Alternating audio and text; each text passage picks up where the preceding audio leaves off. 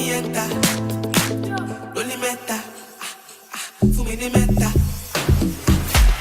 Sumala fitema, kuna se kuzoluma, begezela siyabona. Mambelela kulungile, ngalinge uyeke, kuna se kusetusane.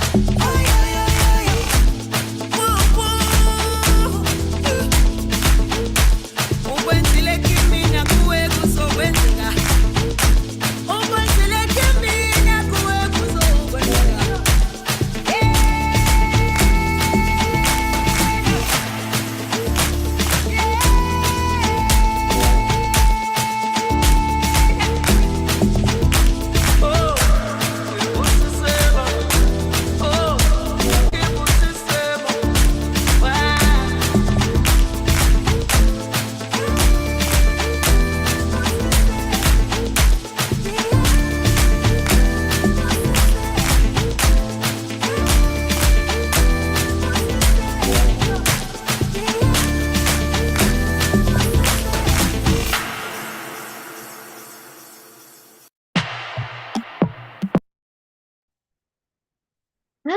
Hi everyone. Some people here want me to be hosting 24/7. If you joke, I'll have you guys here for a very long time, but welcome back. I hope you guys have been amazing. I mean, it's been how many days since you joined the data programs, huh?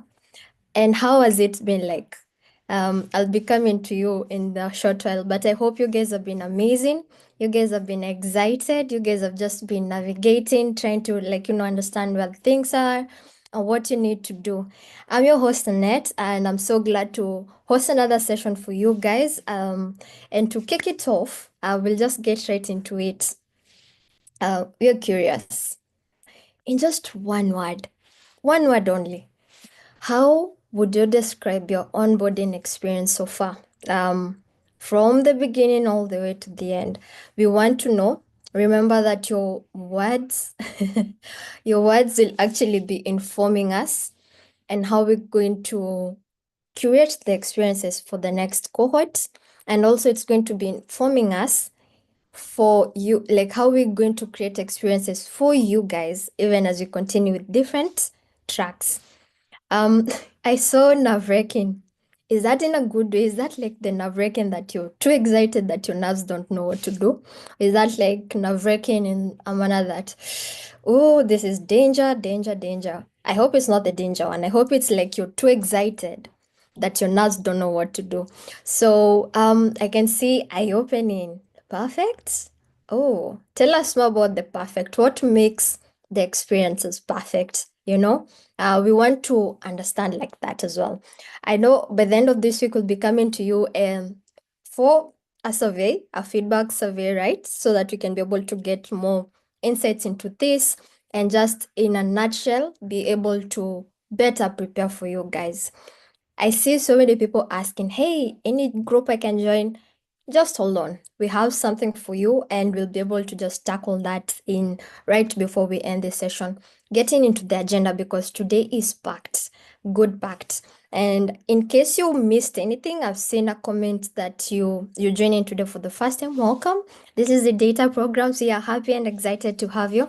In case you've missed out on any session, be it the onboarding session and also yesterday's session as well, the recordings are on eHub. Later on, we're just going to quickly also go through where you'll get them as I'm showing you something else. But in the meantime, let's get into today's agenda. So for the agenda today, I hope you have your water ready, you have your notebooks ready. We literally are going to be taking notes today because it's something that you need to understand even as we prepare to start your learning. So we're going to go into the deep dive into the track. Remember, on Monday, we talked about having 4 tracks in the data program. So for the next 14 weeks, you'll be working on the data analytics track. So we'll be going deeper into that. And then we have a pop quiz. So like I said, you better have your notes ready. You better have your water. Be in a place that you can't be distracted so that you're ready for the pop quiz. And then we're going to just quickly go into the program features and tools that you'll be engaging with. You've already engaged with some of them. Some of them will be engaging with as we continue. And then we have an exciting activity. You see, all the questions that you have, like how can I join a group? Where do I join a group? We have this set up already for you guys, right? And that's what we call the eHub. And we will be discussing that, and we have an exciting activity that will, like, it's the way I introduce myself to you guys, like, hi, my name is Annette. We want you guys to introduce yourselves to each other so that you can be able to walk this journey together, right? And then answer any questions that you have, and then we get on to the announcements. How quick rules of engagement as we start?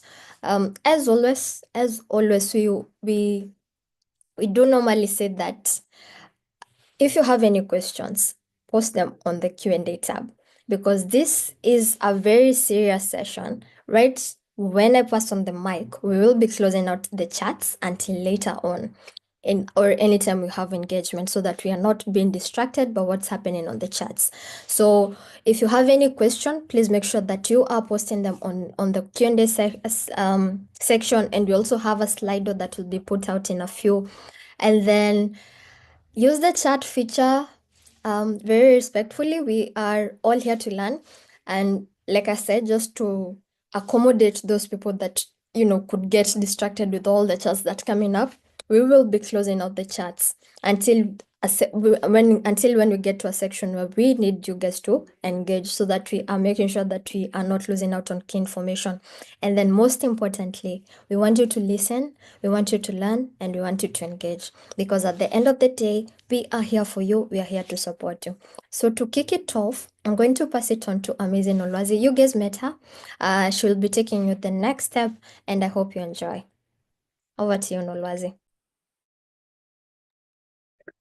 Thank you so much, Annette. Mic check, 1, 2, 1, 2. Can you guys hear me? Yes, you can.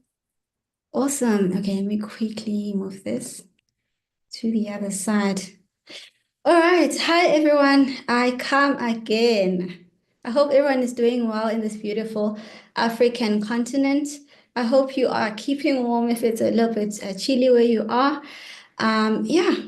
Let's get into it. So the agenda for the deep dive is to basically focus on data analytics, because currently that's where you guys are in the data analytics track.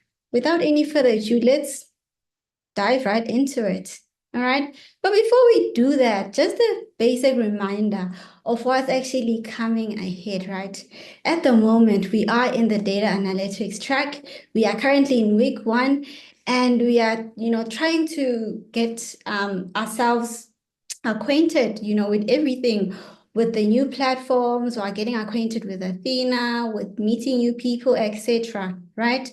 But let's go through the roadmap again, just to actually remind you. And I know that we talked about this just the other day, but it's always good to be reminded. So the first track is data analytics.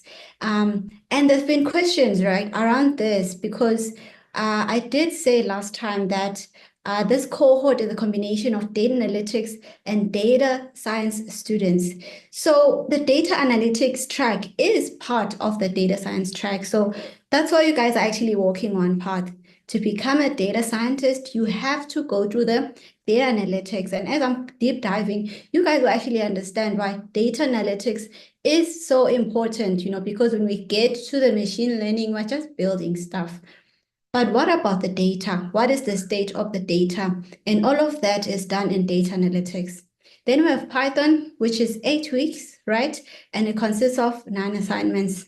Then next is the machine learning track, which is 15 weeks, consists of 3 sprints, and it has 15 assignments.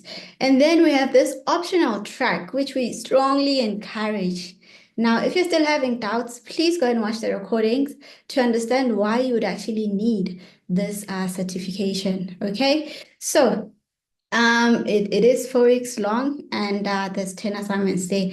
And then, we'll be celebrating and graduating at the end of the day. And along all of these parts, we'll be just collecting certificates left, right, and center. I hope you guys are excited as we are. Okay, So without any further ado, let's deep dive into it, right?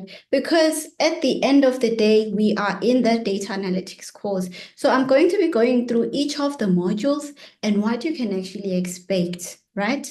All right, so where we are right now is in Explore 101. That's the name of the module. And I can already see some of you have actually started the content Athena, which is excellent. So keep up the great work. So what can you expect out of Explore 101, which is 2 weeks, by the way? All right, so Explore 101 is 2 weeks long, right? And the first week is all about defrosting or getting our feet warm. However, way you actually want to look at it, it's about orientation, right? There are some new platforms that I actually introduced to you guys. We have Athena, which is the learning environment. So if you haven't logged in on Athena yet, trust me, you are missing out. And in Athena, in the announcements, there's actually a walkthrough on how you can navigate Athena and better understand it. We have answer base, and the answer base walkthrough is actually in Athena itself. So if you haven't logged into Athena, I don't know what you're waiting for, okay? Remember that answer base is the tech support platform. So make sure that you use it when you actually need it. And of course, we have the eHub where you can actually access Athena, where you can access the community side of things as well. We did also have a walkthrough on that in the onboarding session. So if you missed that, please do watch the recording. So this is what week 1 is about. We want you guys to get acquainted and know how to navigate these different platforms. Okay, and then we get to, the exciting part, why you guys are here. You're here to learn. You're here to gain some tech skills. But let's start from the beginning, because as much as this course ramps up very quickly, we do start from the basics. We explain things like what are data? Did you even know data is actually plural? It is, because it is a collection of things. Let me call it that. But we start from the basics, like explaining to you what exactly this is. What is the difference between data and big data? I mean, these are words that are terms that are just thrown around, but here we want you to have the right definition so that as you are building this foundation, you understand what you are actually doing. And we also just catch your attention and bring you back to the main reason why data is such a big deal, especially in this technological day and age, right? Why really in this era where data is really just coming at us from all sides, it's coming at an accelerated rate, it's becoming big data actually. So the main reason it's such a big deal is because there's so much insight we can get out of it. We want to solve problems with it so that we can make these data-driven decisions. Okay, so we'll also introduce you to modern data practices and data practitioners. There are so many practitioners in the data world that you may not be aware of, but it's important that you actually know about them because most times your role will overlap with another data practitioner's role, right? For example, with data strategist, and then it passes on to the cloud architect or the data architect, and then they pass it on to the data engineers, and then they pass it on to the data analyst, and we pass it on to the data scientists. They pass it on to the machine learning engineers. It's so big. So we introduce you guys to these different practitioners and make you understand that there's different avenues. Who knows, when you finish maybe the data science program, you decide to try something else, right? We'll also introduce you to approaches in data analysis. Okay, yeah, so the main crux here is problem solving, right? We are here to solve a problem, and that is why data is at hand, and we actually have to analyze it because we're actually trying to solve a problem. But here's the thing about problems. Problems, they never come perfect. Think about it in high school, right? In high school, so I'm coming from a math background, and in maths, especially in high school, things are very straightforward, like solve for X. Now, remember, there was a running joke about that, like, how am I going to use solve for X in the real world, right? Why? Because this question is very straightforward, right? It's very structured. There's a formula that you actually have to apply to it. But in the real world, that's not the case. The problems, they never present themselves as as like straightforward. They're usually unstructured, but now we have to cultivate the skills as data practitioners and how to actually solve these problems, right? So we'll teach you guys how to solve problems in a structured, transferable, and in a logical way, right? And there's a reason behind this. So keyword here is logical, okay? So when someone comes to you, because most of the time, let's say you're a consultant, right? And you are consulting for a bank, the bank will come to you and tell you a story. And from that story, you have to craft a problem statement. And that's a skill that you actually need to acquire. That's what Explore 101 is actually about, right? By applying the right methodologies like the MECE and logic trees, as well as design thinking, then we know that, okay, this is a way we can actually break down this problem in a logical way. I don't know if you guys have ever heard, but there's something called wicked problems. Wicked problems are these unstructured problems that have so many interdependent factors surrounding it. For example, what can you say causes poverty? Can you please open the chat and let's hear from our learners? What do you think causes poverty? Where you are, based on your experience, based on your observations, research, whatever the case could be. Lack of information from Solomon. Lack of education, see education, economical drivers, poor use of resources. Can say that again, Manhlans. Ignorance, bad governance, lack of failure, the system, geographic location, laziness, financial illiteracy, I guess, insecurity, okay. Someone said something in Phoenix. Grit, lack of grit. Okay, it's about the mindset. Poor economy, lack of jobs, lack of knowledge, lack of resources, poor access to basic services. Denise, I hear you. Bad social security, poor management, inequality, so someone saying it's a mindset. You see that when we think about poverty and they say, okay, come, I'm hiring you as a data practitioner, data analyst, data scientist, and they thank you so much. I'm gonna close the chat now because we need to focus. When someone comes to you with such a question, right?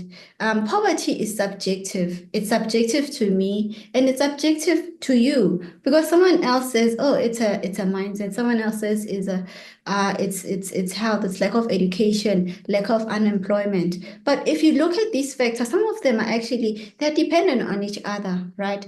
Lack of education can influence employment, right? So we call such problems wicked problems, and these are difficult to solve.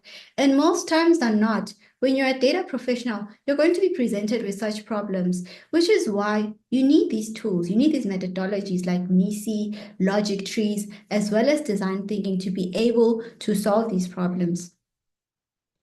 All right. And, this leads us straight into so what? So what, Nolwazi? Okay, we've defined the problem and then what?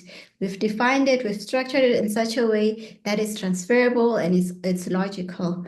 So we are here to learn how to program, right? But soon enough, you'll understand that this program or any other tech skill is not just about that. There is a problem-solving aspect to it. There's a storyline to it, okay? And in order to actually solve this problem, we use the computers, right? So we are going to introduce you guys to programmatic thinking.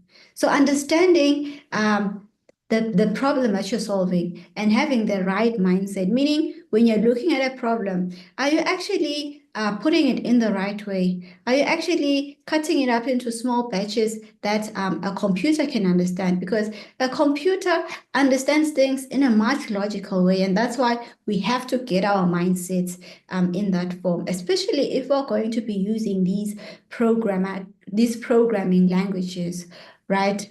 So programmatic thinking is the process of breaking down a problem into smaller chunks that a computer can execute, right? So you are breaking down one big task into small instructions logical instructions that a computer can actually understand. So how do we actually do this, right? We need these tools in order to actually achieve this.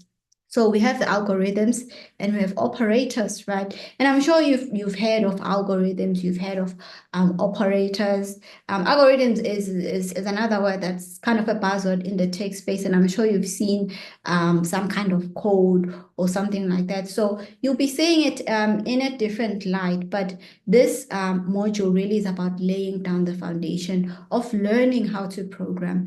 Once you understand this, then you can learn any language, you know. So how do we actually do this? We also use tools like flowcharts. Flowcharts are visuals. Imagine you want to go from A to B, and they're saying program this car. What are the directions? Okay, so you have to know that, okay, you go straight, and then at the T junction you turn right, and then at the circle you take the first exit.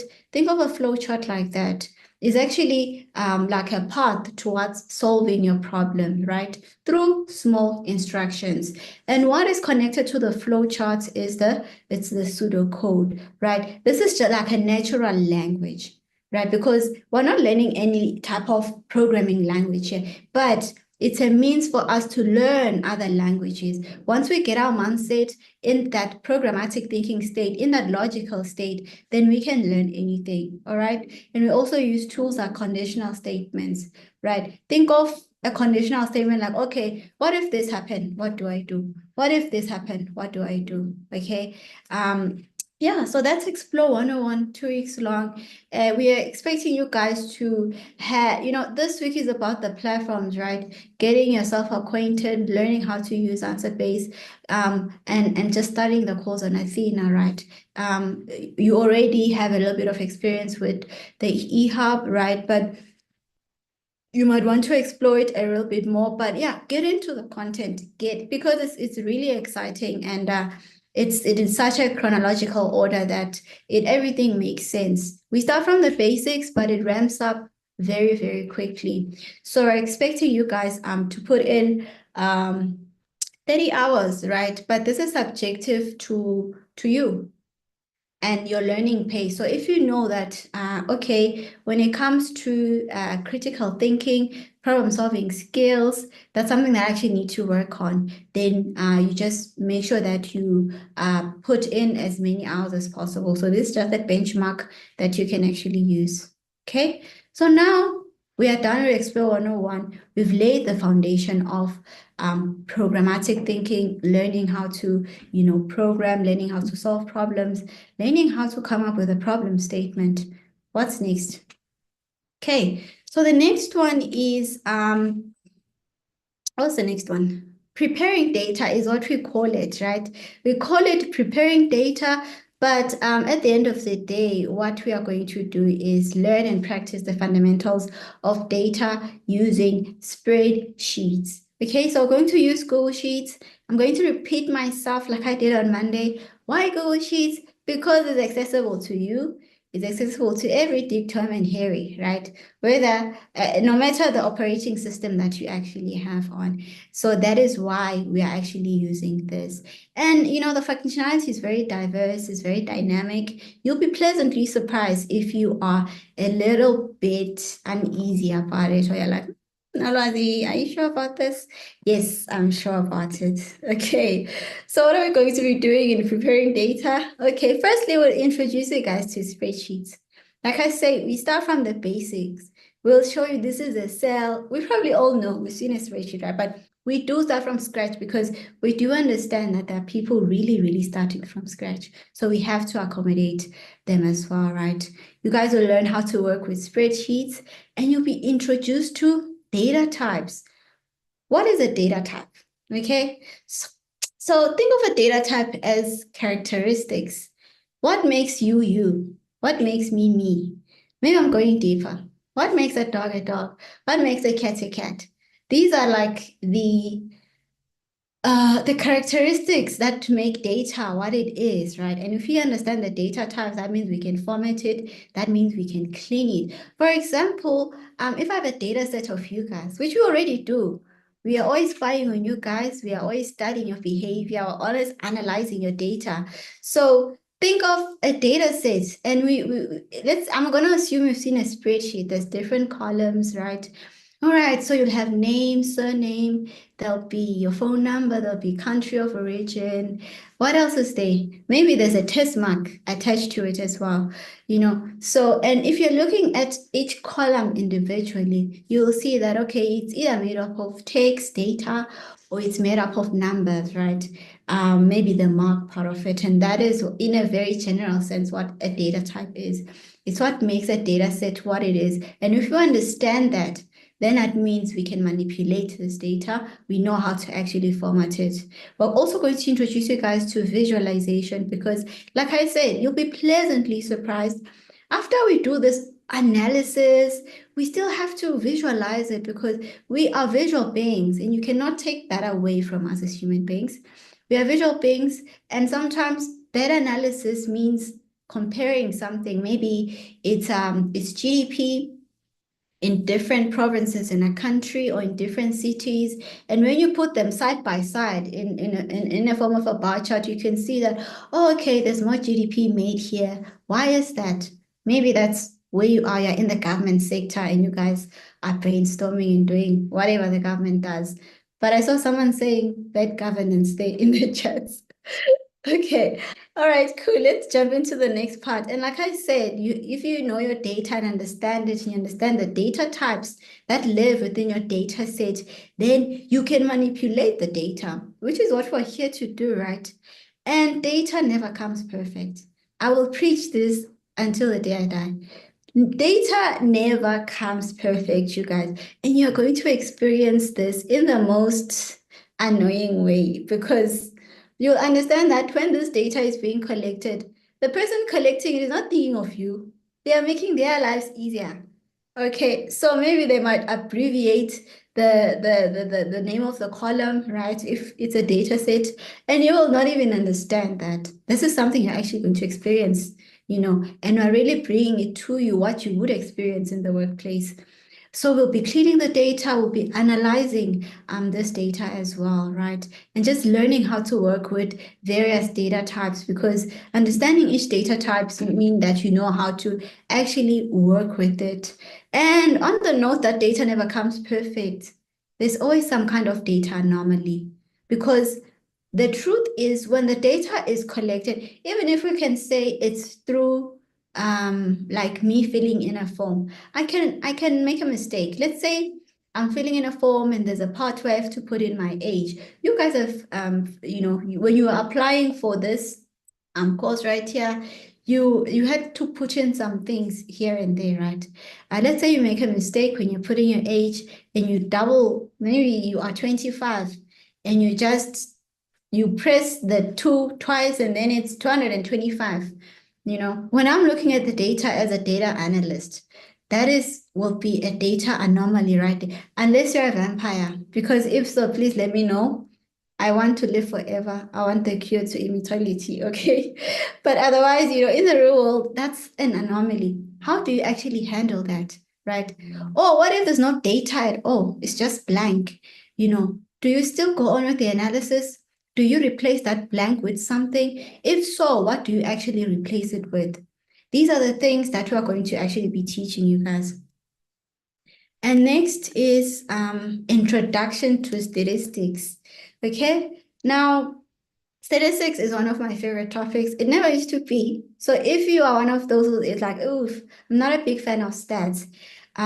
But the thing about stats is it needs context, and that is what we're going to provide you in this course. Now, statistics is important. It's so important. I was reading this article on LinkedIn, and it said that statistics is the science of data science. I'm going to say data analytics as well because in data analytics, we cover the basics in a sense, the important things though.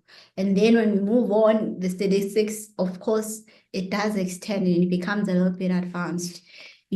But I think that is so true. It is the science, because if we apply statistics in the data, then we're getting to understand the data a little bit more, right? So what does descriptive statistics do? It helps us understand the data better, because it summarizes the data, right?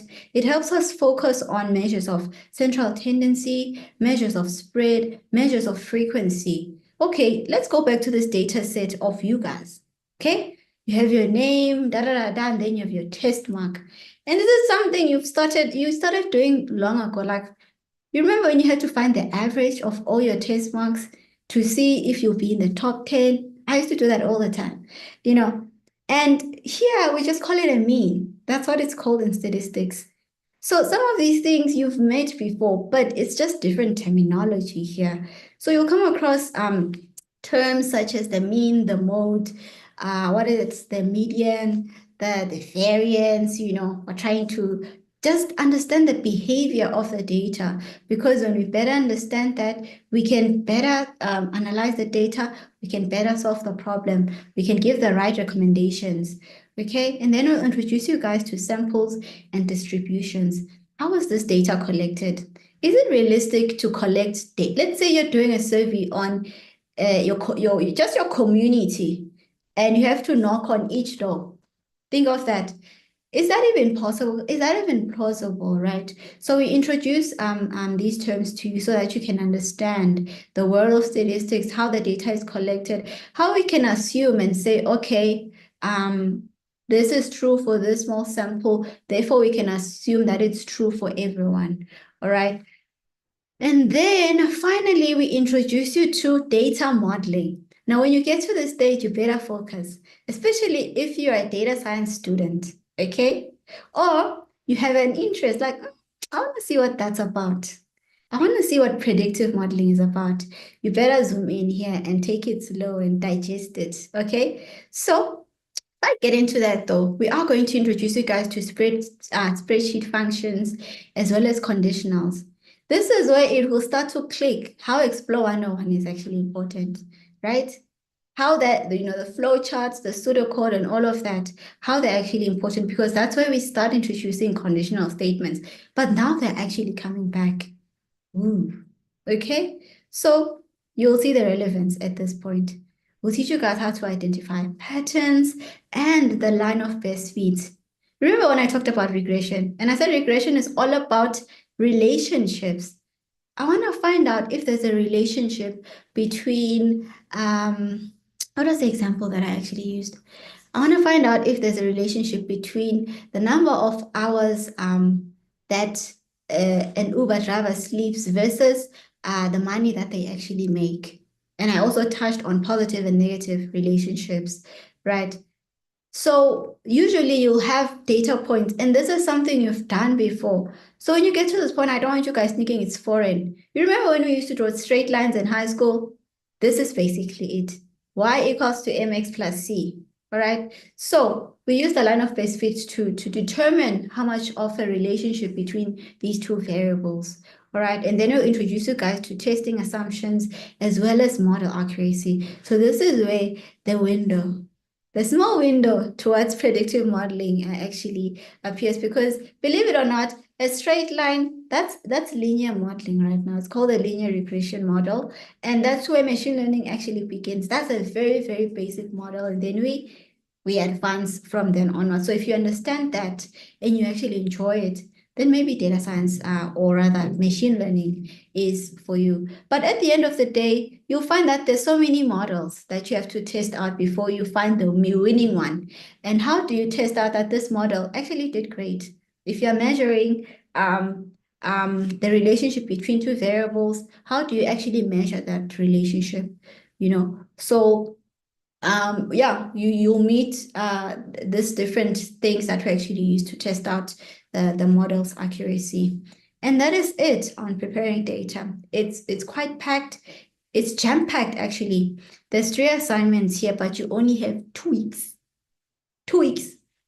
And you'll get the shock of your life here, because we are interested in your critical thinking skills, right? There's going to be a mind shift. Please embrace it. Just feel, if you have to sit with a problem, please sit with it. Don't be too quick to jump anyway. How you cultivate the mind, the psychology of it, you have to sit down and let it challenge you. Think about it. And for a specific number of, I'll say, for a specific time, because, you know, we work differently. We learn at different paces. But you have to sit and struggle with the problem before you go to answer base, before you reach out to your fellow classmates. Okay. And this is where you start getting that shift, and it's going to be mind blogging, if I can put it that way, right? But we are here to actually support you. And that is why there's so many hours you actually have to put in into this, right? We're anticipating at least 35 hours a week. And there's 2 projects. And these 2 projects are integrated projects. Then the last one is an MCQ, right? That is based on statistics, because this thing, we know it's hard. We'll be asking you guys the basics, you know. So the first 2 are the ones that are challenging. So make sure you don't leave things hanging for last minute. All right, let's get into the 3rd module. The 3rd module is called current data, okay? And I did talk about it a little bit, but let's get into it. So here we'll be learning about databases and practicing how to query them, because databases is where big data lives in, right? So let's get into it. Excuse me. So we'll introduce you guys to SQL. Some of you have heard it. Some like to call it SQL. Some call it SQL, you know. Honestly, what makes you sleep at night, go for that. But SQL stands for a structured query language. It is a programming language. There's a little bit of programming that you'll do in the previous module. But here, this is where we really get into it. And this is also quite a popular language in industry. We'll introduce you guys to databases. Remember that database I told you guys. Let's say that you right now, there's a database of your information, your name, your surname, where you're from. What else do you put in there? Your origin, your phone numbers and all of that stuff. What if there's another table now with your marks? Okay? So there's no Lwazi there. First assignments, she scores a 90% because she attended the career session and attended the deep dive and understood all the instructions. She also started early, you know? Okay, and then there's someone else there. So imagine another table, but when you look at the grander scheme of things, these tables are related to each other. What if there's another table with your instructors now? That's a table that's also related to the course. What if there's another table of other programs in the ALEX? You see how this is growing, but my point is that is what a database is, because it's no longer realistic to have these different tables on a spreadsheet. How many sheets are you going to have? Because if you're thinking in a company, in industry, there'll be like 200 tables in each in like important information. So hence why we need the databases, as long as they are actually related to each other. But I'm jumping the gun here. I want you to understand what a database is. Okay. And then now, how do we extract information out of these databases? In comes SQL. So, but this language also comes with its own instructions, if I can say. It is a programming language. So you have your data types, because what data still comes as data. It will always come as with its characteristics.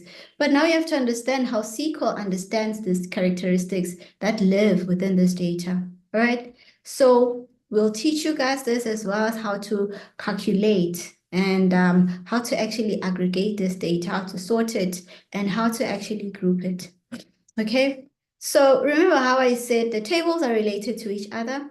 Here comes relational databases. So most of the time in industry, you're going to be dealing with relational databases, you know. Otherwise, there is another avenue to this that is called NoSQL, and it is introduced on Athena, right? But it's like a small segue, like a small detour to say, hey, by the way, this is not the only thing, but this is what is popular right now in industry. Okay, we'll introduce you guys to SQL schemas. We'll introduce you to entity relationships, right? What makes, when I say tables are related to each other, what does that mean exactly, right? And that ties in with the primary and the foreign keys.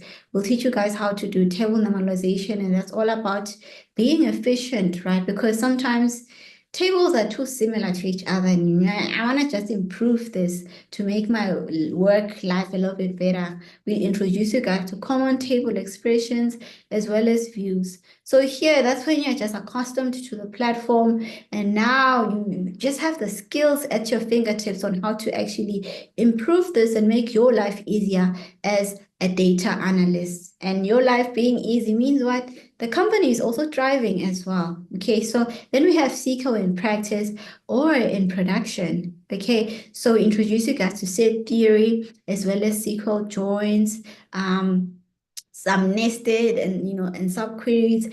Well, letting you know it's gonna get a little bit complicated. But if you are following the flow, if you're learning, if you're digesting the information, if you're pacing yourself, none of this should be too hard, right? And yeah, how can you improve your query performance? Because it's not just about writing a query. We want to be efficient at the end of the day, right? It's about precision. That is what will set you apart from any other Big Tom and Harry data scientists, data analysts out there, okay? So we'll teach you guys how to just come out bigger and better at the end of the course. And then we'll introduce you guys to Jupyter Notebooks. Now, Jupyter Notebooks is another place where you can actually install and write some SQL code as well, all right?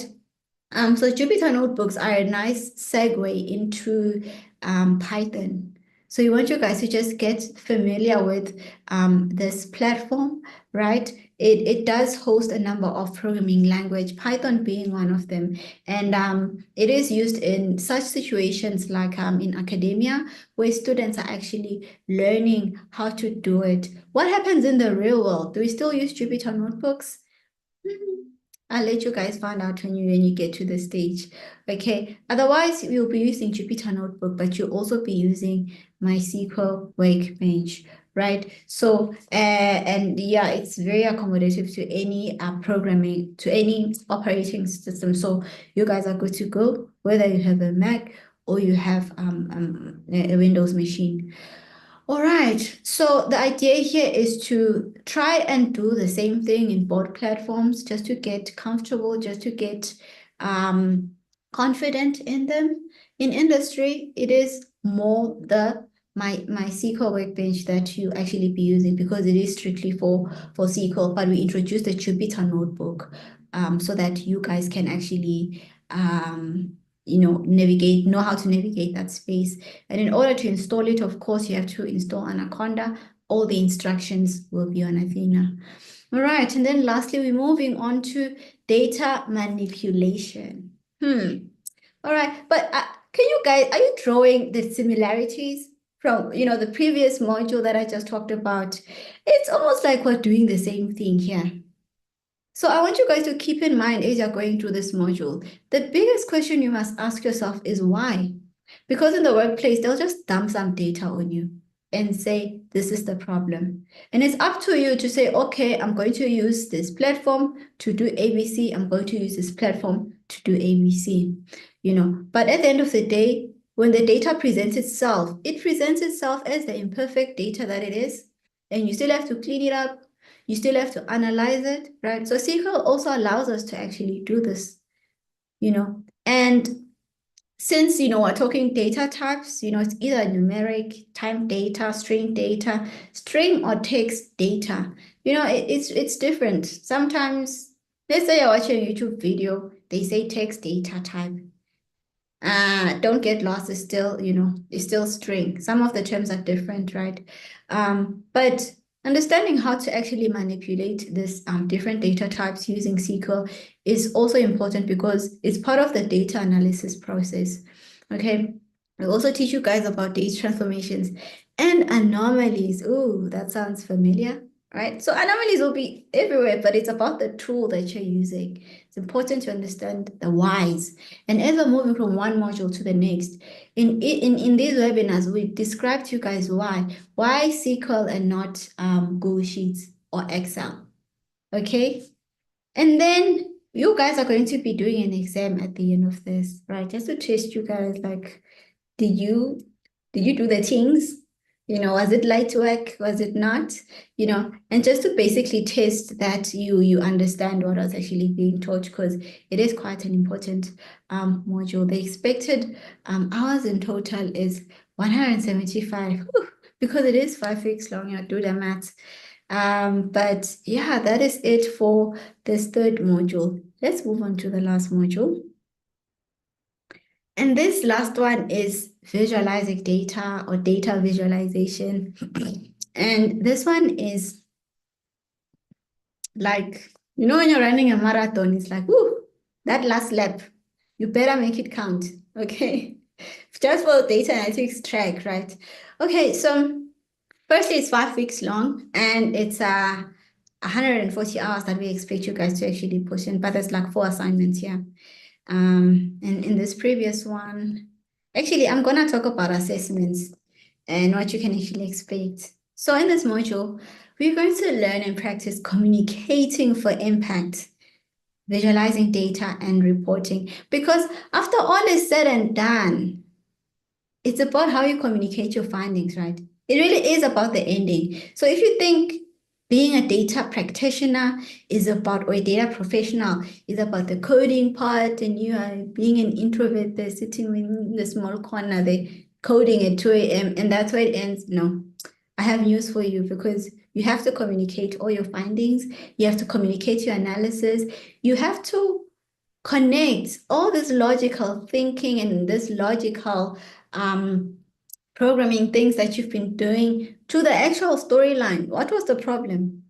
It wasn't relayed to you in the form of a logical series of instructions that you put in a program.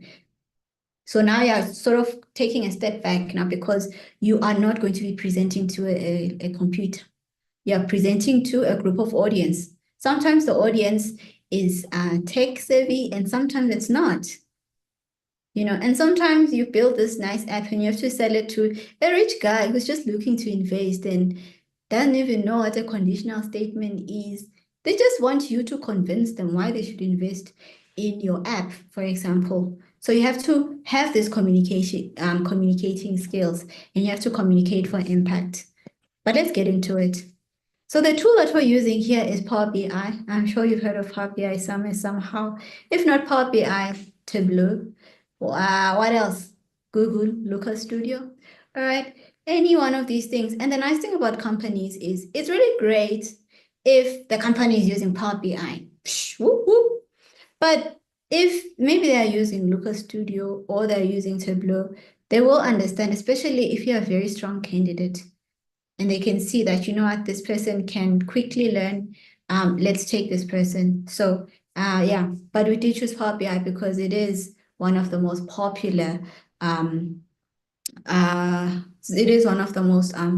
popular in industry. All right, so we'll teach you guys how to load and actually link data sets, because once you link it, then it means you can continue and do the data cleaning. And the nice thing about Power BI is that it also has some kind of programming in it, because it's sometimes not enough just to have the data as it is. There's some things that you have to create. For example, in this data set of you guys, what if I want to find out the total number of students? I'm going to need something called a measure, right? And that measure, it means it's just a number. Okay, there's over, there's X number of you guys. Or what if I want to find the average? Then I'm going to put it as a card there. Remember that I'm building some kind of report at the end of the day so that I can present it to the fellow stakeholders. So it's really about creating the reports, right? And connecting them to the data, as well as, creating some relationship views. Okay, so let's talk about visuals in Power BI, right? So part of the process, because data is data, sometimes this is where you'll jump, like from data set to Power BI. You'll do some cleaning, then the analysis starts, right? And the nice thing about Power BI is you can connect, your spreadsheets and a number of different data sets in different format. right? You will learn how to work with various data types, because remember what data types are. They are the characteristics that make up, a data set. Okay, and data anomalies, of course. I mean, that's a given at this point. All right, it will always come imperfect, so we always have to be fixing duplicates, spelling mistakes, fixing like empty cells and whatnot. There's always some kind of fixing and finding that we actually have to do, but we have to learn it using this tool now. So you see that it's more of a repetition that we're doing, but we're just using different tools. And the why will always stand. Why are you doing this using this tool? Always keep that at the back of your mind. Okay, and then comes the reporting and the dashboards, of course. All of this builds up to this point because, like I said, you're going to have to be a public speaker like me right now. I grew up very introverted, but then I got into data science. I was like, phew, now I have to put all of this to the side and present to you guys right now. Okay, so it's all about presenting. So we'll teach you guys how to plan, how to design, as well as prototyping. At the end of the day, even the presentations that we're actually doing, everything is very, very intentional because we understand you. You're a human. Visuals mean something to you. I can connect better to you as my audience, right? So what happens when we are building these reports or these dashboards? We have to have, like at your spend time, just search the dashboard, go to images and see what different dashboards look like. And the things about dashboard is you have a variety of charts to choose from. But what sets you apart from a regular person who doesn't know anything is the why. Why are you choosing the chart that you're doing? What information are you trying to convey? What are you trying to communicate using this particular chart? We'll also introduce you guys to filters because the dashboards, they need to be dynamic. They need to be, just know how to actually use filters because there's a lot of things that you actually want to show to your audience. And then visual storytelling. I think I've been building up to this point because when you are presenting your findings, it is always important to tell a story in that sense, like accommodate the telling of a story because actually that's how the problem was presented to you. It wasn't presented as sulfur eggs. No, it was presented as, yeah, so we just we rolled out this product and we just want to find out now 6 months down the line how it's actually doing, or we've been doing this for 3 years and we're losing customers. What are we doing right? What are we doing wrong? So it's a story that it comes to you. And when you relay back the recommendations, after getting your hands dirty, you have to create these visuals to better convey the message, to better, or to communicate with impact, right? So we are telling a story through these visuals, and these visuals will be on these dashboards. It's important to know when to use these visuals, right? And of course, it's not just about the dashboard. You have to be multi-talented to actually become a great data scientist or a great data analyst. Okay, you have to separate yourself from just the ordinary. And that means that creating compelling presentations, right? For example, if you watch the Caribou session, if you watch the slide deck itself, everything is very intentional, and that is what we mean. It won't only be about the dashboards. Sometimes you'll have to build a presentation and communicate for impact, so how do you actually do that? We guide you in this part. And this will mark the last module of this track. And I can tell you right now, when you start this module, you'll be feeling so confident in yourself. You'll be feeling like, you know what, when I started data analytics, I wasn't too sure, but now I'm sure. Here you will know if you want to continue on to Python or not, because you would have gone through so much it's either you're truly enjoying or you're like, you know what, I have everything I need. Now I can go and apply it to my job. All right, so let's move on. Okay, so on Monday, I gave you guys some homework because I'm old school like that, okay? And I asked you about sustainable development goals. And I hope you did do the homework. We're about to find out. And we're going to find out through a pop quiz. Yay! All right, and this pop quiz will be done through Kahoots, right? So please do open, or can you share the link in the chat?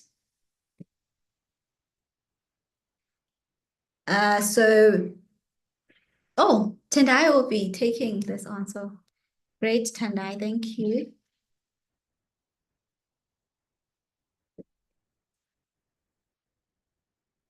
You are muted, Tendai.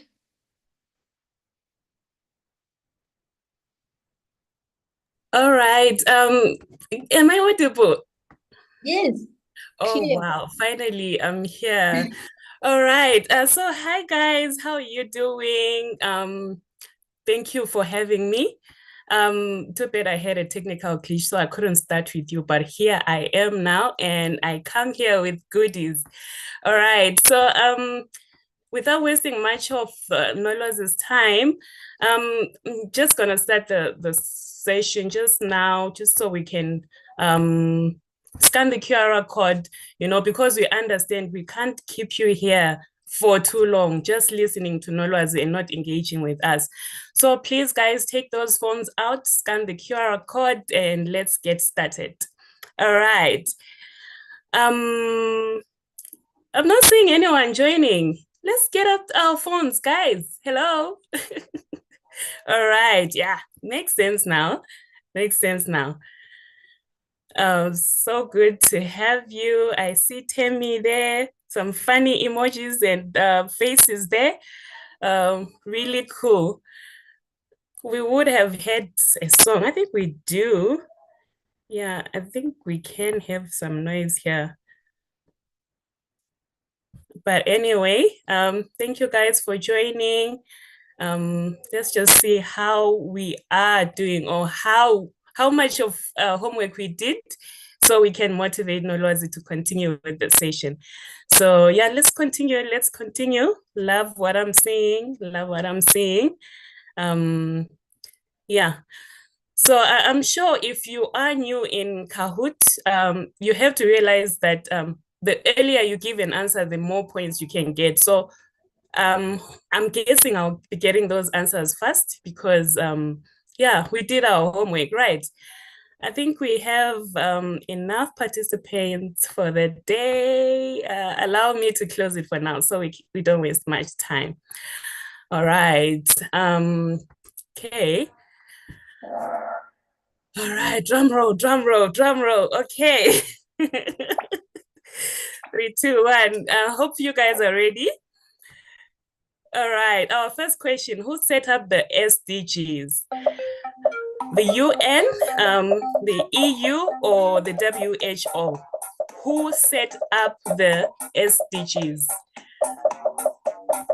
All right, in 7, 6, 5, 4, 3, 2. Wow. Oh my God. You see the number of people who failed that one. Guys, if you're failing a game now, oh God, it's too bad. Too bad. But yeah, I hope you can still win this one. But yeah, thank you for the 137 who got it right. Gonna move on to the next question.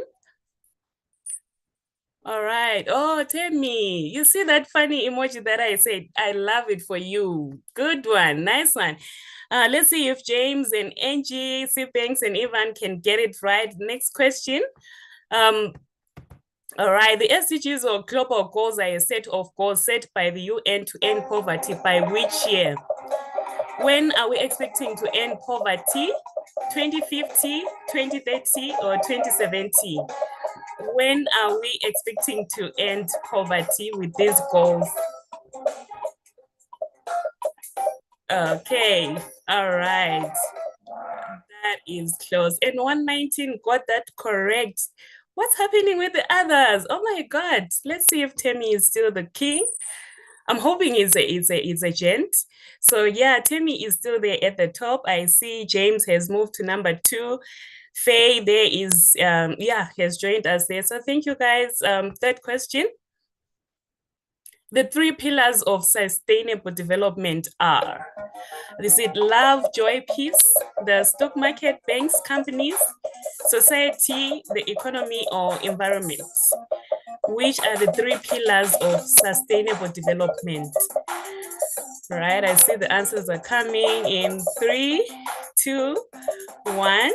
Good. Oh, this one has been good. This one has been perfect. 166 of you got it right. Shame to the 9 who failed it, but let's see who is leading. Temi is still holding the fort. Faye there has moved. I see C Banks has moved to the top as well. James, what's happening? Please claim your throne. Please claim your throne. So this one has 2, it's doubled points. The definition of extreme poverty is when people earn how much? $1.90 per day, or $1.25 per day, or $5 a day. What is the definition of extreme poverty?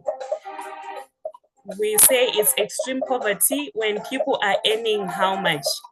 $1.90 per day, or $1.25, or $5. Which one do we say is extreme poverty? All right, I see a lot of you got that one wrong, but yeah, we keep it moving. Double points. And Temi is still holding the fort. I see C Banks is back there. Faye, where are you? All right, this one is going to be the last one. How many people in the world suffer from hunger? 1 in 10, 1 in 5, 1 in 20. How many people in the world suffer from hunger? Let's see if someone got their homework right. I see Temi there. Is really showing what he is here for. All right, and that is all we are getting for now. And right, we have in third place, that's Mahmoud. Second place, we have No. And in first place, of course, guys, drum roll for Sibanks. Okay. Wow. And we have Morayo there as a runner-up on 4.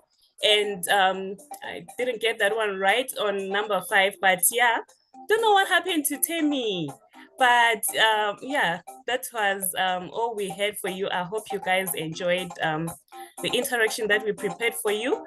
And I'm hoping, yeah, you are pumped up for the rest of the session. Over to you, Nolazi.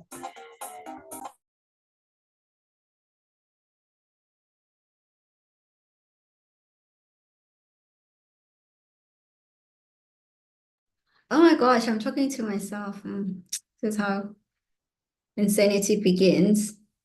Let me just get this ready for sharing and then share my screen.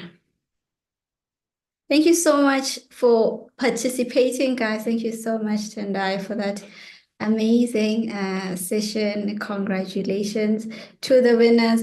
I wasn't expecting that ending, guys. Like, what happened to our people who were at the top? But hey, sometimes life will do you such cards. All right.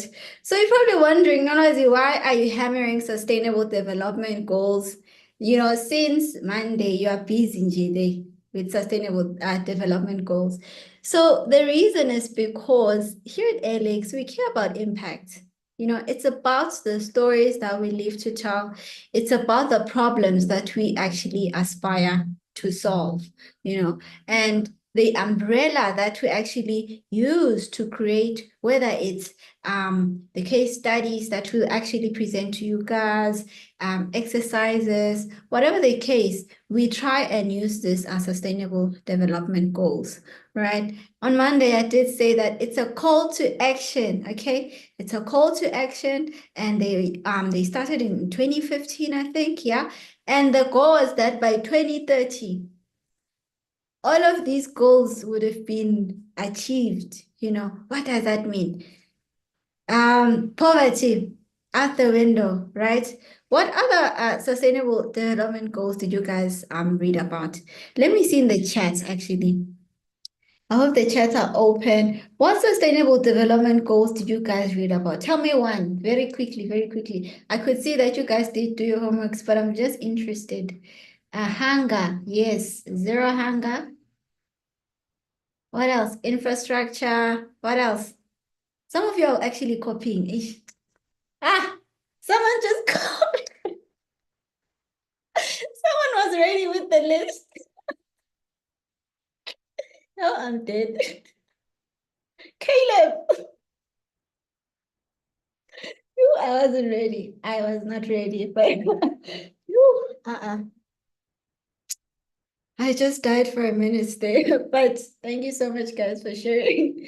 And I can see that some of you can actually relate to some of these things. There's clean water and sanitation. That's actually one of the goals that we actually really zoom in on. Okay. So yeah, I wanted you guys to be aware because when the stories come in, right? Because we really believe in storytelling and presenting the data in that way. So what does this mean?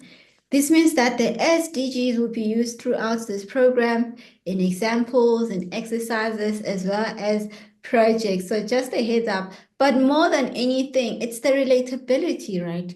So if I say to you clean water and sanitation, you can relate to that, right? If not you, then past generations. My grandmother tells me how not even grandmother, my mother said when she was growing up, they used to cross a river, they used to go there and fetch waters. And these are still realities in some parts of Africa, So you are going to be putting the shoes of the what you call the data practitioner, whether it's the data analyst, the data scientist, and you're going to be solving this very, very, very important problem.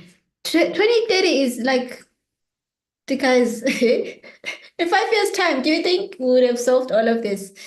I wonder. Okay. So thanks so much for your participation.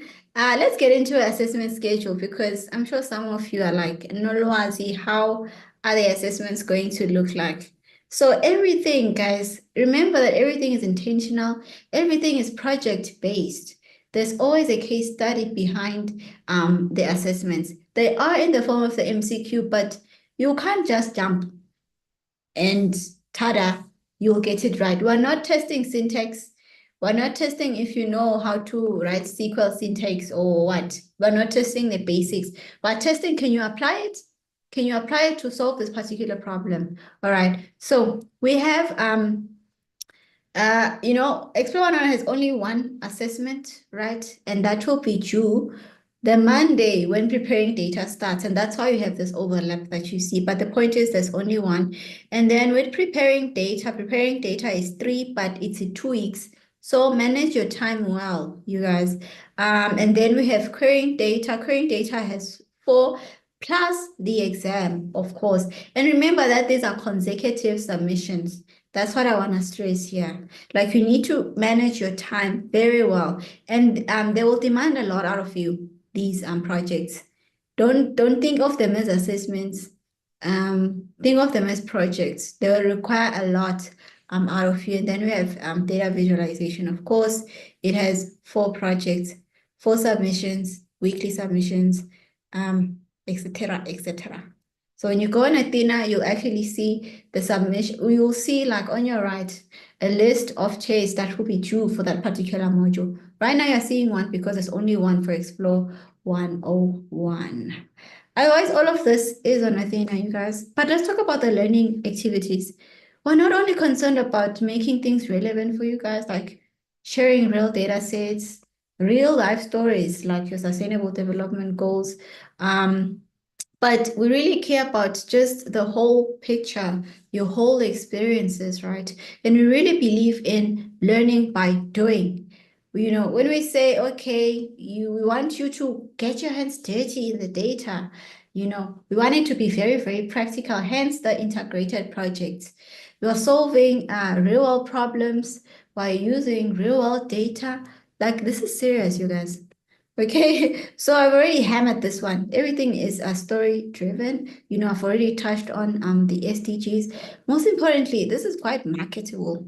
I remember I was once in an event, it was called Women's Engineering and Tech, Women in Engineering and Tech. And one of the exercises that we did was based on sustainable development goals. So if you go to your prospective employer and you say that we were actually trying to solve this, which is one of the 17 sustainable development goals. This is what we did. This is what we built. This is how we analyzed the data. These are the insights that we actually got.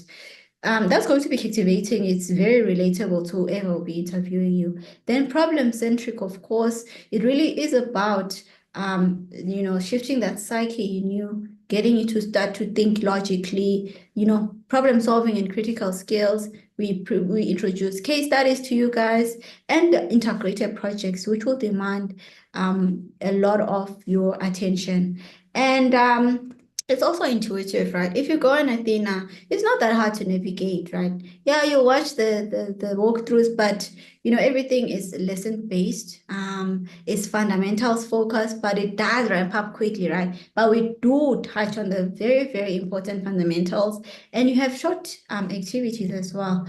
And then most importantly, it's interactive. There's exercises on Athena. We'll have live webinars like this ones, and please don't miss them because you might miss a chance between you getting a 50 and a 90%. All right. We have walkthroughs as well that you actually will come across on Athena. So everything is really diverse. We really wanted to make it like a full packed, fully fledged learning journey for you guys. How does the learning material look like? You have your videos, you have your slide decks, you have your reference cards, your cheat sheets or summary notes. Because sometimes at the end, you just need to go, oh yeah, I learned about A, B, C, D, E. So you can just remind yourself and revise. And then we have the walkthroughs. The walkthroughs it's a do as I do kind of thing. Don't just watch them, download the data and do as they do. Open your Google Sheets and do as the person does because it's about getting yourself familiar with the work. Let's talk about knowledge questions because these are questions that you're going to come across as you're going through the learning content. The key thing here is they do not count towards your final mark, but they will help you know where you are. Are you understanding what you're learning or are you not? Just to give you that booster. And how Athena has that tracker completion thingy going on. So every time you hit complete, it's going to actually add some percentages until you get to the end. And these are some of the places that you can get it. It's just showing you where you will find it. And most importantly, there's the set as complete tab there. Let's say you've gone through this solving problems slide deck and you're like, you know what, I'm done, I understand. When you click on it, then the knowledge check appears. Then you answer them and you can only mark it as complete after you've answered all the knowledge checks. It's not that hard, guys, just multiple choice questions and, yeah, it's great. Let's talk about assessments because I don't know about you, but I'm an overachiever, okay? When I do things, I want to do them right. So I want to tell you guys about the assessments because a lot of you like to jump the gun because, I've done a tech course before. I've done a data analytics course before. This is not like anything you've ever done before. I promise you. And we can talk about this in 3 months' time. You can say, no, Lozi, you were right. So when it comes to the assessments, there is 4 attempts that you can do based on how you do on the first one. The first one is the most important one. Why? Because it can earn you a mark greater than 50%. If you get a mark that say you get 60%, that's the final mark you'll get, sharp. And this is how it actually looks like, right? I think I did talk about this in the onboarding session. But when you click on it, these are the details that you'll get. For example, you'll know that it's not timed, right? You'll know about the release date, the due date, the title, and most importantly, the status. The incomplete means you haven't attempted it yet. So remember, there's 4 tries. Okay, so what happens when you do not pass the test in the first attempt before the due date, right? Okay, let's say you don't pass, before the due date, you get a 25%, okay? Firstly, it's going to say, okay, when you hover on it, when you look at the left, okay, firstly, the status will go attempted because you didn't pass, but you attempted it. And then when you hover on the score there, it will say the maximum grade is 50%, meaning the highest you will get after that first attempt is 50%. Even if you can get 90%, if it's 10 questions, you can get 9 correct, your final grade will be the 50%. And you have 3 retries, only 3, you guys. So it's important that you go through the content thoroughly before you even make that first attempt, because that is the one that will guarantee you a mark as high as 100%. Okay, so please don't forget this very important part. Okay, so what happens if you do not complete or pass the test before the due date? So the status there is going to be incomplete, right?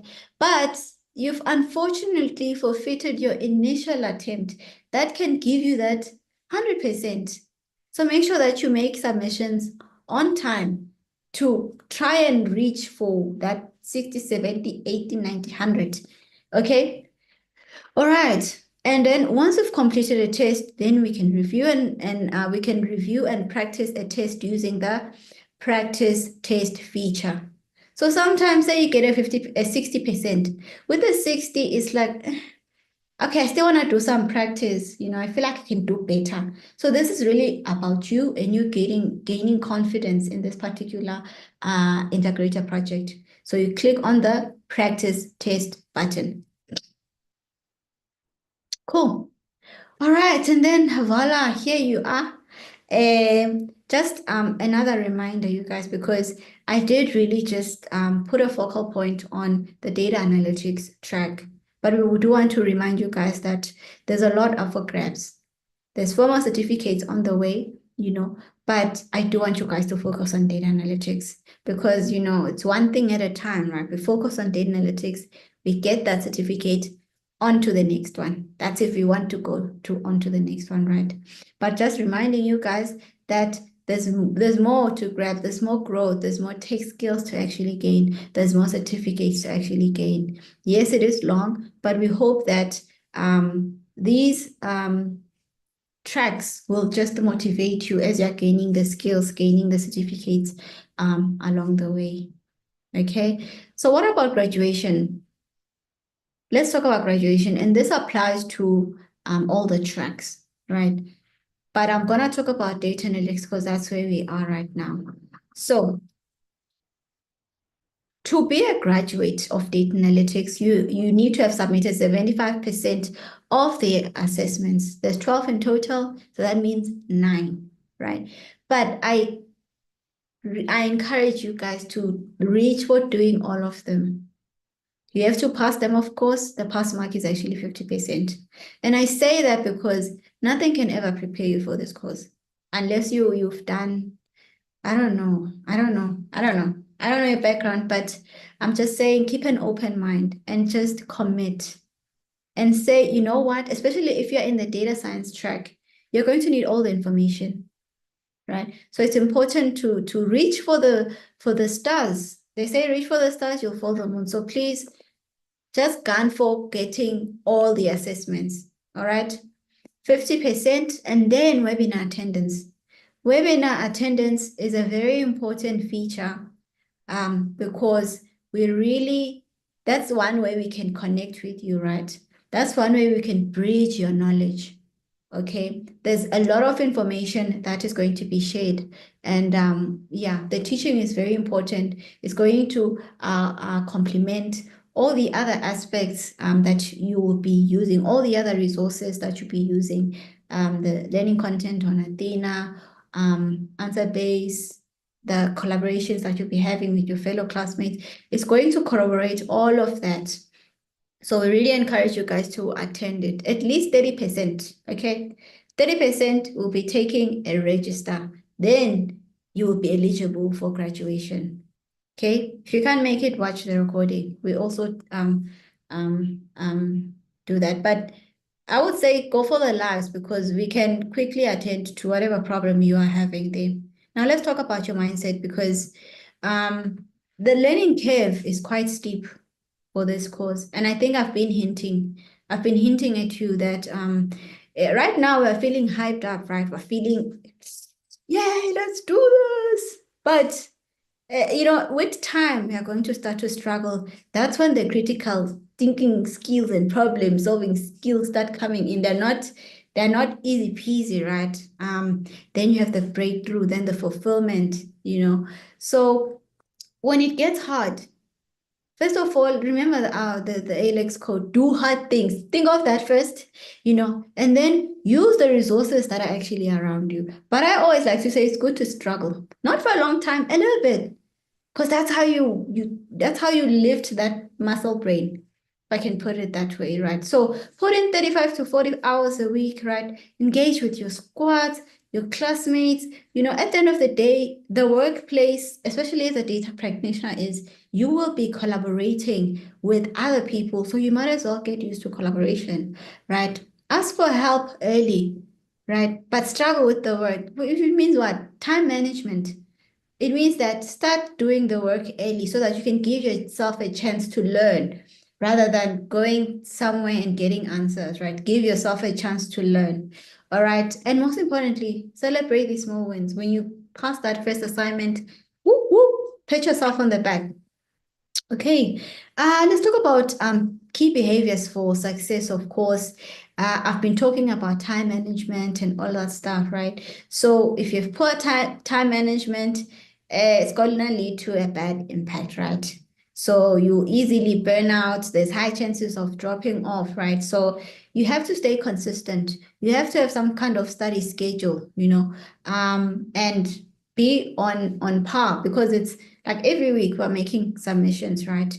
So make sure that you actually ask for help. Where they are leaning onto your fellow classmates, some buddies from the hub, wherever the case may be, lean on to someone, right? There's also answer based where you can actually even find questions that were asked. Whatever you're struggling with, trust me, you are not the first and you'll certainly not be the last. All right. Okay, cool. So, the peer engagement as well will be introducing you guys to the feature where that will allow you to actually collaborate with your fellow classmate in the respective hubs or rather the respective locations that you are in. And last thing, please don't skip assessments because everything is building up. Everything is building up from the assessments in each modules to the modules themselves. You see how they connect to each other? So please don't skip because there'll be knowledge gaps there. Okay, stay on track. Okay, cool. Yeah, so we want to break down some realities, right? To you guys because you guys have expectations and then there's some realities. Okay. Some of you heard that, hey, take ka-ching, ka-ching, ka-ching. I'm gonna be rich. I know some of you heard that and you're like, yeah, I'm gonna do it. Yes, it does get to that point, but it starts off slow, right? And more than that, when you succeed, right, the job placement is not guaranteed. And by that, I mean, it's not like certificate today, tomorrow, interview, week 2, on to a new job, right? So at the end of the day, we can try as much as possible to assist you guys in job placements, right? But it's up to you to actually make the effort, right? It's also about the market conditions.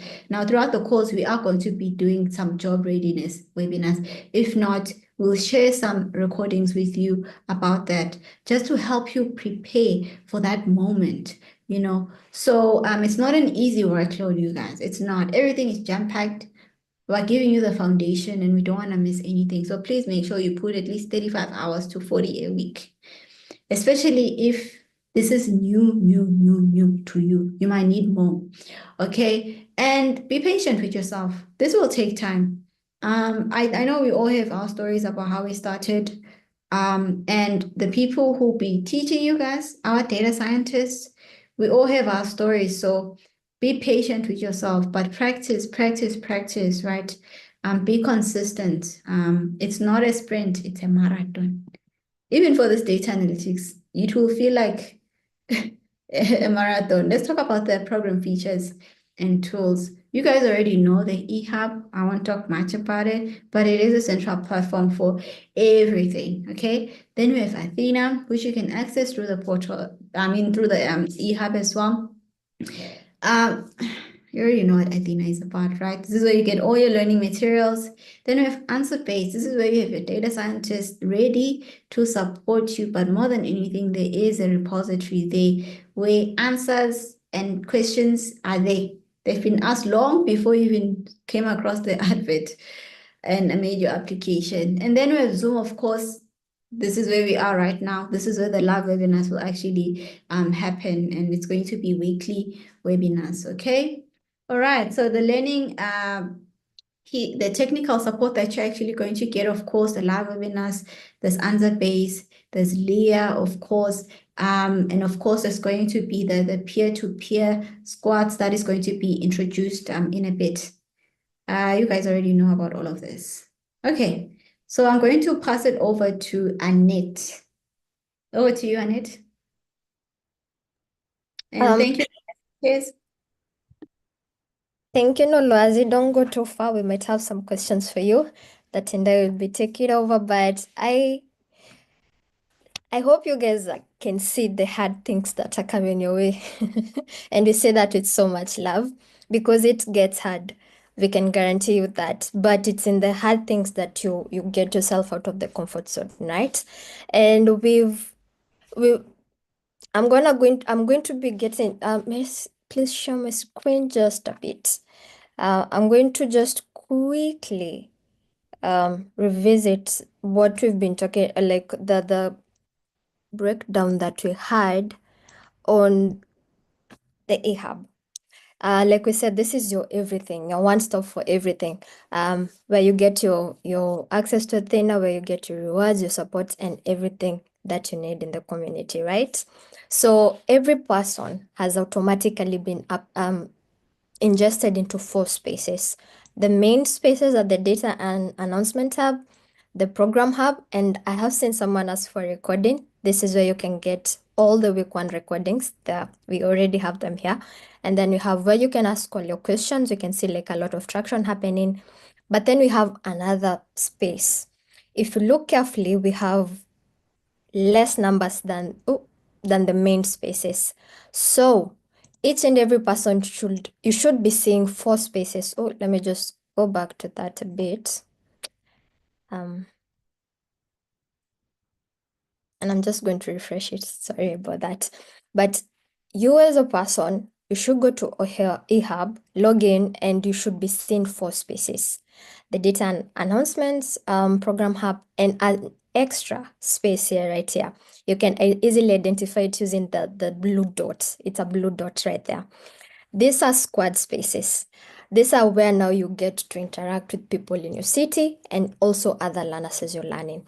I've seen a couple of you guys asking like, oh, can we be placed in groups? These are the groups that you now have that are officially from the team, right? Anything else that you're engaging with, unless it has come from the official communication of ALX, now that's probably maybe a learner-led initiative that has been set up by other learners. But for the community, as the ALX community, you have a squad space. Now, a squad space, how do you identify a squad space? It's going to be written as data 7. This is the cohort that you're in, and then the country that you're in, and then the squad 1 space or squad 2. You can just see even a squad 10, depending on where you were placed. Now, for some of you, you might not be in the 8 ALX cities. So what you're going to be seeing is ALX Africa. You're still in the right space. Don't worry about that because we have so many people who are in just different countries, but we we have 8 cities, you have presence in 8 cities. So for the people in those 8 cities, you will see your country as one of the 8 cities. And then if you're not located in one of the 8 cities, you will see this part as ALX Africa. So please make sure that you can easily identify your squad space.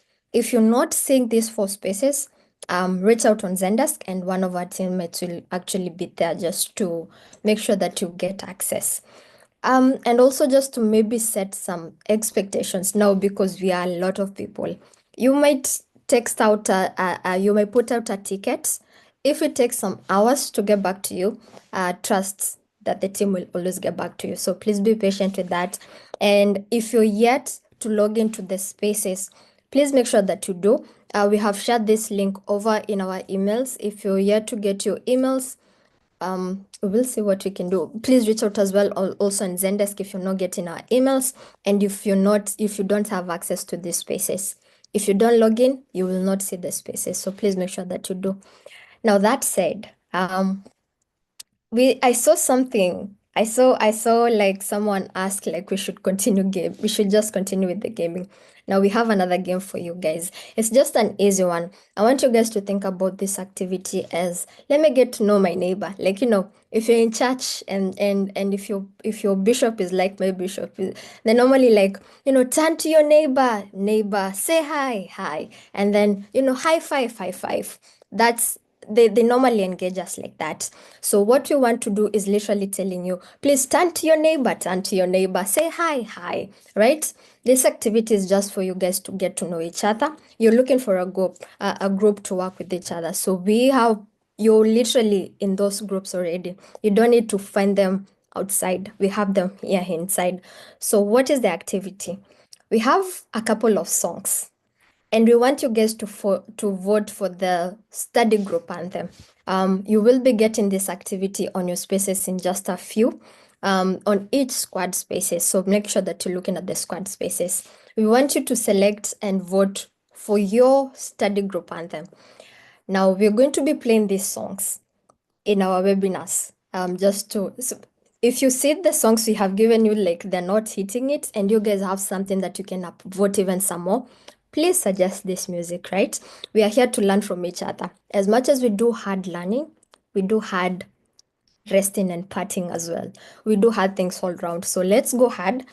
Share if you feel like you have like a song that people would love outside what we have shared. Please make sure that you do. And then we want you guys to come up with a squad motto. So for example, it could be like, the LX Kenya squad, data never sleeps. LX, we are winners or something. We just want to see the creativity that you guys could come up with. The best mantra will be like, we will highlight you guys. And best believe we will do a very good at highlighting you guys. So please make sure that you jump onto your spaces. And then later on, as we continue, we are going to come back and then tell you this is how you're going to be. You can utilize these particular spaces and introduce even some more what we will be calling a study group, just study group discussions, where you will be coming together as a group.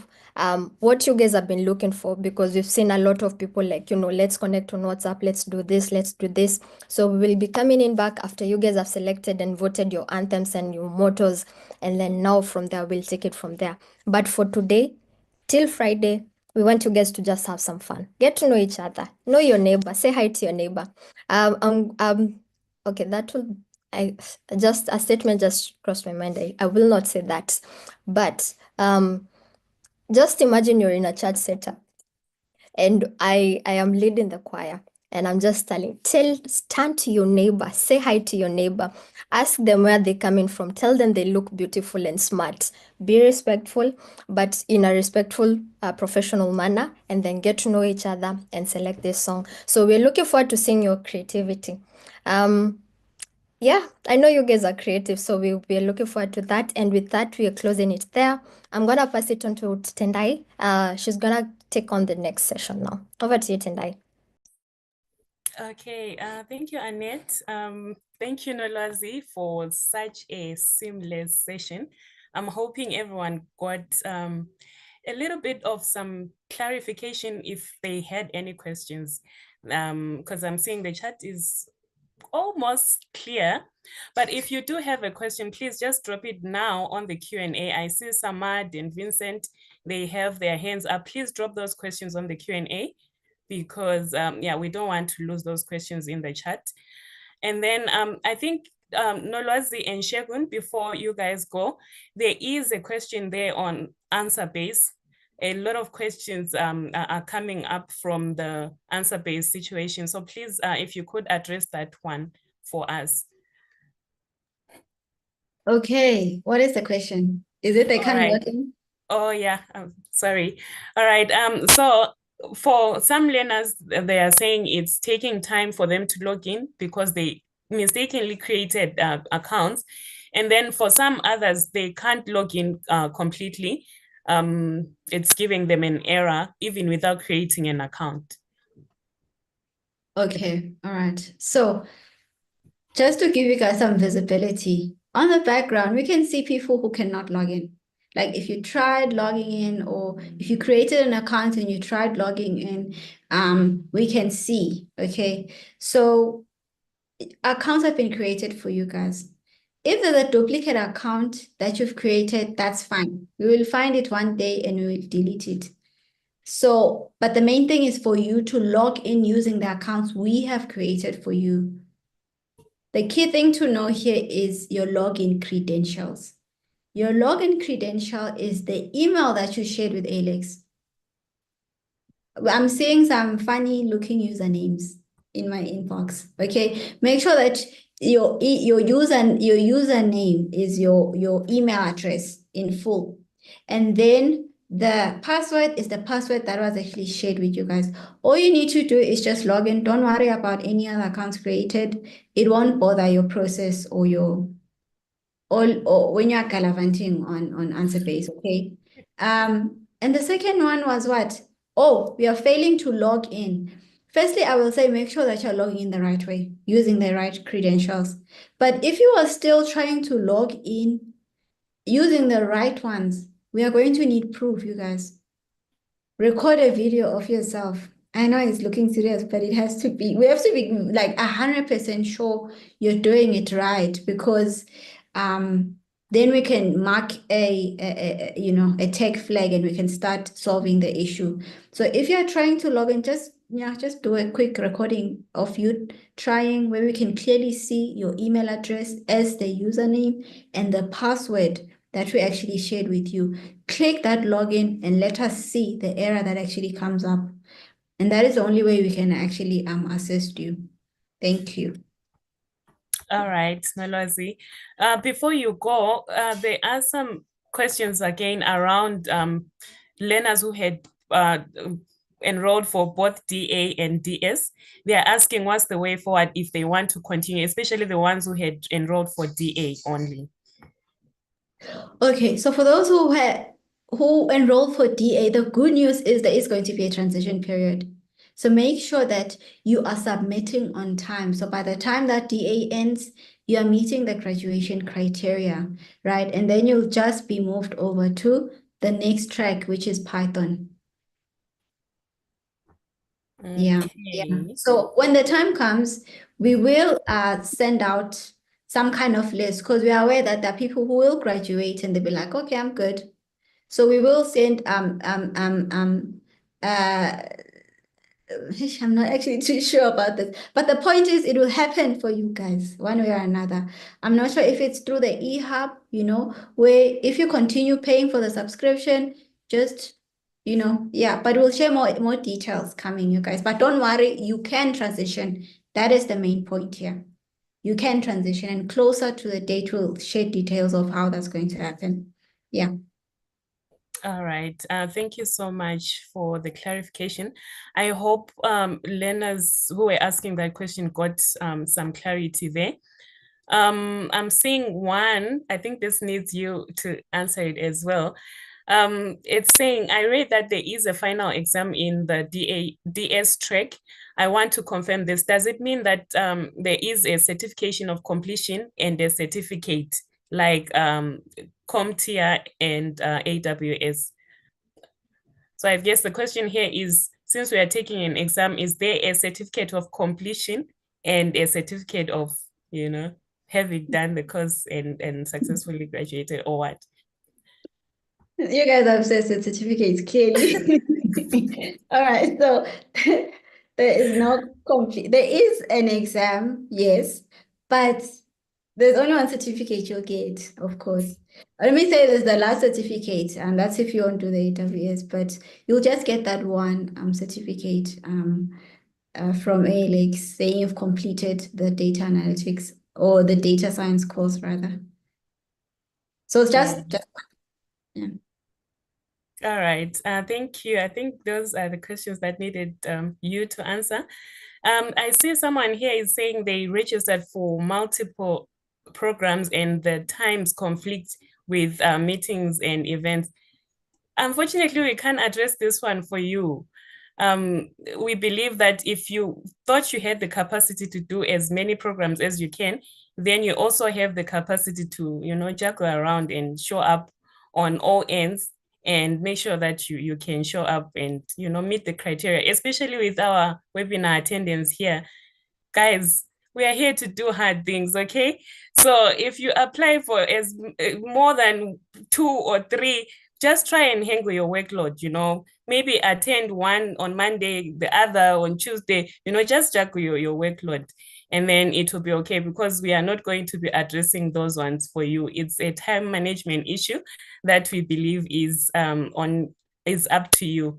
Then for the ones who want to change email, I think the best place to do that will be through Zendesk, because that is our support team. So please, the links are available somewhere in your emails on the eHub, even here, be sure to drop them. John, please, if you can, please drop the Zendesk link so that learners can always, drop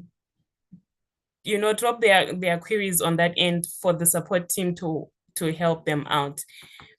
Then I see some questions here, and they are really showing that you guys haven't started with the content.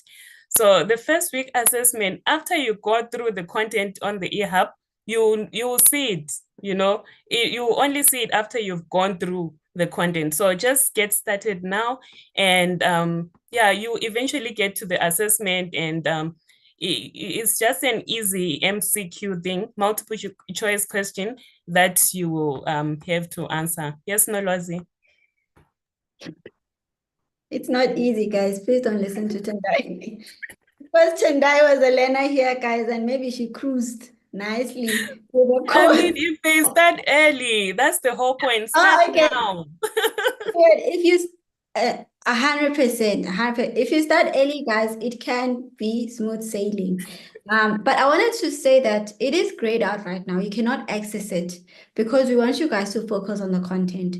It is going, the due date is on the 12th of May. So there's still a little bit of time. We want you guys to really get into the content and learn and not jump the gun and just miss out on that very first attempt that can get you up to 100%.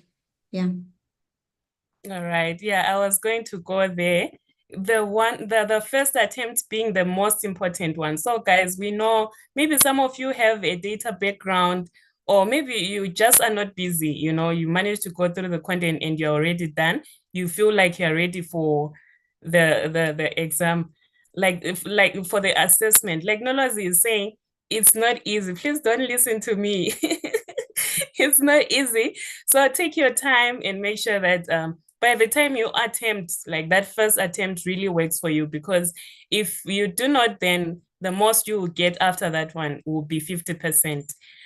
And then for those learners who during the work time is webinars, what will happen to the score? Honestly, I don't know if someone wants to take that. Someone is saying our webinars are during the work time. So what will happen to the webinar attendance score? Recording.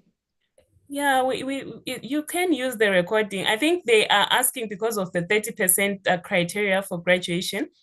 Guys, we try to make this as late as we could, to accommodate everyone in all time zones. So, I mean, you can't miss all of them, right?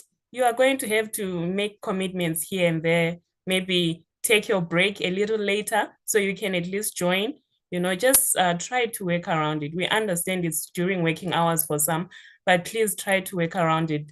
But also please note that the recording is always available. So we will be checking the recording views as well to see that if you can't make it live, are you at least listening to what we are sharing with you? All right, then at the end of the 14 weeks, will one get a certificate on DA? Is it compulsory? It's not compulsory to continue to other tracks. If you want to do DA and go, it's okay, you can leave. But the option is still there for you to continue to Python. And if you feel like Python is all you wanted, you can live on that track as well. So it's not compulsory, guys. You are free to do whatever. I think that's the good thing about the data programs now. It's giving you the power to choose how you want to continue with your journey. So it's not compulsory, blessing. If you feel like you want a data analysis only, then you can do data analysis and you can be on your way. Okay, password. The answer-based guide is there on the eHub, on the community. There is the answer-based guide there. It has the link to answer-based. It's literally guiding you on how to log in and what to do. And the password is there as well. So please, guys, just go to the eHub. On the program hub there are resources that are waiting for you. So please just go there and yeah, just peruse and see what will work for you there. Yeah, and then we'll be good to go. Then is it possible to have the webinar after working hours? Unfortunately, this is the best time we could have for these sessions. So unfortunately, we can't have anything later than what we are currently doing now. Hence, we are saying, please try and adjust, sacrifice something to make sure you show up, or just attend or use the recordings. Yeah, you can use the recordings. I think a lot of the questions are asking, can I move to DS after done with DA? That one has been answered. You have the power in your hands, meaning I can sleep after reading the materials till the 11th hour. Edward, it's up to you. Don't say we didn't warn you. Hey, you can sleep, yes, but do you really have time? Sometimes we have electricity issues. Sometimes it's a network issue. Like me, I could have joined with you like at the start of the session, but I had an issue with my microphone and I couldn't start, So there's these things. It's like the village people are up against us when it's time to be serious, and then suddenly something is not working out. Okay, so please don't sleep till the last minute. You would rather do everything and be done, and then you can sleep knowing that you do not have anything that you have to do. Yes, your village people will show up and they'll embarrass you. All right. I think those are all the questions we could take for now. What I'm seeing now is a repetition of what has already been asked. The recording is going to be available on the eHub. You can always go there. Office hours considered webinars. Office hours are not webinars. Those are not compulsory. They are only available for you guys. If you still feel like you need a clarification on anything, then you can join office hours. By webinars, we mean the learning webinars. So anything from next week is a learning webinar on Wednesdays, and those are the ones that will be counted. The office hours are optional. You can choose to join, you can choose not to join, it will still be okay, as long as you are sure you have all the answers and you are good to go. And then what if the email for answer-based hasn't been sent yet? Like we said, we are aware that some of you might not have gotten our emails so far, but as I am saying, the guide is there on the eHub. Just go to the program hub. There is a guide there. There is a link to the answer base, and there is the password there as well. So you can always get yourself started, even if you haven't gotten the email before. So, All right, I think that is all the questions, unless if any one of the team members feels like there's something that needs to be addressed. Going once, twice.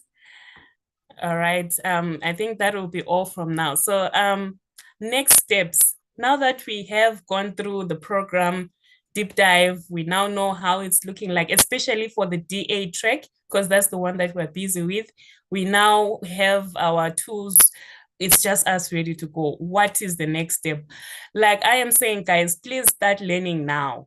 You know, I know the deadline is only going to be on the 12th of May, and you'll be sitting there like, oh, today is only 30 April. No, I've got 12 days to go. You do not have 12 days to go. No, as it always says, you blink and before you know it, it's a due date, you know. So it's always good to get started with your learning. Start now. If not, get on the eHub and access Athena and start your journey, you know. And just to draw on what was said during the session, like these are sessions that are building up on each other. So if you feel like, oh, well, I don't feel like the first module makes sense to me, I'll see if I can do the second module. It's not going to work out for you. I'll give that to you as an alumni and also as someone on the program team. It won't work for you. Please just make sure you study as we present the content to you, because these are things that are building up on each other. You will find out that what you are learning now, what will be due on the 12th, will be something that you have to continue with as you go on to the next module. So it's always good to start learning and learn the content the way it is presented to you. Then if you have any questions still, even after these 3 sessions that we've had so far, we are having office hours tomorrow. The time is there on your screen. You are free to join us if you still have any questions. If you do not have any questions, then you can ghost us on this one. It's okay. We won't have any problems. We won't count them on the 30% that we are counting. But if you still have any questions, any clarification, no matter how small it is, please just make sure that you join us tomorrow for the office hours and we help you solve that problem, because next week it's all systems go. We won't be having these sessions exclusively to answer questions. All right. Then most importantly, as the community person, I am asking you guys to connect with your peers. You know, on Monday, we had a lot of LinkedIn links that were being dropped here. Please take that energy to the eHub community. We've seen a lot of you introducing yourselves, telling us your fun facts, really amazing stuff. Please keep up the energy. And please, guys, just be there, connect with others, have relationships, because this is a journey that you're not going to walk alone. It's a journey that you will need people to walk with you, because as we get deeper in, you feel the heat and you don't want to be alone on that one. Most importantly, please pace yourself. Our first assessment is only due on the 12th of May. So just be there, study again, even if you have to do it 5 times, you know, so that if we ask you about flowchart and pseudocodes, you can talk about them in your sleep. Okay. Otherwise, I think that is all from us today. I saw the poll was up. Please, if you still haven't engaged with the poll, it's still up again. Just make sure that you give us the feedback about the session that we're interested in. And then, yeah, I think that is all from us for now. Till we see you again tomorrow, it's bye from us.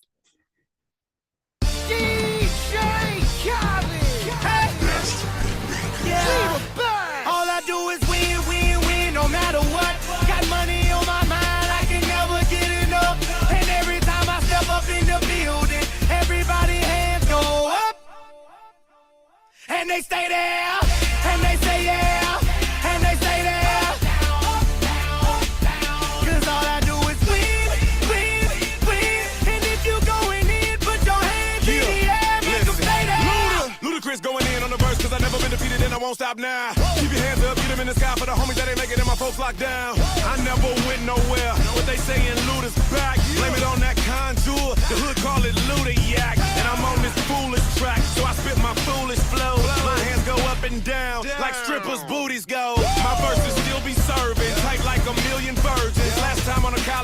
fixed, now I'm on the original version. Can't never count me out, y'all better count me in. Got 20 bank accounts, accountants count me in. Make millions every year, the South's champion. Cause all I do is win, win, win, no matter what. Got money on my mind, I can never get enough. And every time I step up in the building, everybody hands go up. And they stay there, and they say yeah, and they stay there. Cause all I do is win, win, win. And if you going in, put your hands in the air, make them stay there. Swerving in my low, head on the swivel, you know serving me's a no-no. Clean as a whistle as I pull out in my Rolls Royce. Yellow bone passenger, they see it, they say, oh boy. Tell Cali, back it up, my niggas call me loco. Down for armed trafficking, don't make me pull that fofo. Ask you what you laughing at, represent that mud life. Dirty money, bitch, you better get your mud right. We come together holding hands and holler hood life. We all strapping all black, it's like Bud Light.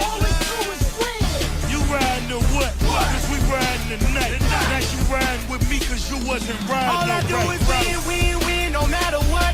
Got money on my mind, I can never get it up. And every time I step up in the building, everybody hands go up. And they stay there, and they say yeah, and they stay there. Cause all I do is win, win, win. And if you going in, put your hands in the air, make them stay there. Heat in the kitchen, hot on the stove, water getting boiled, dope being sold, Snoopy in the hootie, system overload. I've been running this rap game since I was 20 years old. I hung with the worst of them, bust till I burst them up, floss them up, toss them up, harder way, close them up. Pardon me, I'm bossing up, brace you up, bless you, bro, don't mess with us. We like the U in the 80s. Back to back, set a track, hit the lick, get it back, get the trick, jump the track. Bitch, I want my money back. Time and time again, while I'm sipping on this gin. Al Davis said it best, just win, baby, win. All I do is win, win, win, no matter what. Got money on my mind, I can never get it up. And every time I step up in the building, everybody hands go up. And they stay there.